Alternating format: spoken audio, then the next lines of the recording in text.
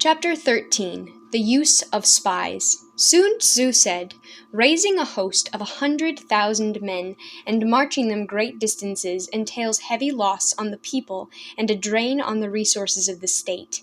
The daily expenditure will amount to 1,000 ounces of silver. There will be commotion at home and abroad, and men will drop down exhausted on the highways. As many as 700,000 families will be impeded in their labor. Hostile armies may face each other for years, striving for the victory which is decided in a single day.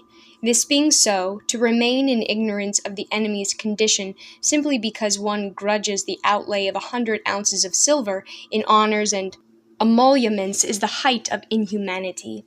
One who acts thus is no leader of men, no present help to his sovereign, no master of victory. Thus, what enables the wise sovereign and the good general to strike and conquer and achieve things beyond the reach of ordinary men is foreknowledge. Now, this foreknowledge cannot be elicited from spirits.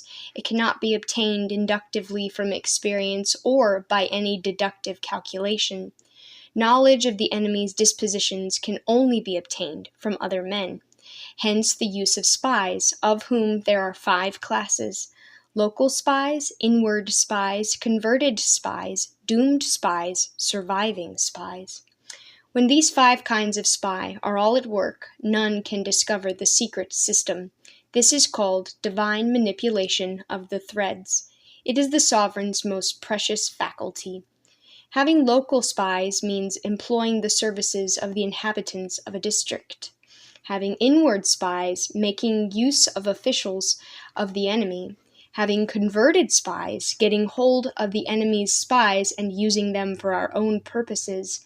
Having doomed spies, doing certain things openly for purposes of deception and allowing our own spies to know of them and report them to the enemy. Surviving spies, finally, are those who bring back news from the enemy's camp. Hence, it is that with none in the whole army are more intimate relations to be maintained than with spies. None should be more liberally rewarded. In no other business should greater secrecy be preserved. Spies cannot be usefully employed without a certain intuitive sagacity. They cannot be properly managed without benevolence and straightforwardness. Without subtle ingenuity of mind, one cannot make certain of the truth of their reports. Be subtle, and use your spies for every kind of business. If a secret piece of news is divulged by a spy before the time is ripe, he must be put to death, together with the man to whom the secret was told. Whether the object be to crush an army, to storm a city, or to assassinate an individual, it is always necessary to begin by finding out the names of the attendants, the aide-de-camp, the doorkeepers, and sentries of the general in command. Our spies must be commissioned to ascertain these. The enemy's spies who have come to spy on us must be sought out, tempted with bribes, led away, and comfortably housed. Thus, they will become converted spies and available for our service. It is through the information brought by the converted spy that we are able to acquire and employ local and inward spies. It is owing to his information again that we can use the doomed spy to carry false tidings to the enemy. Lastly, it is by his information that the surviving spy can be used on appointed occasions.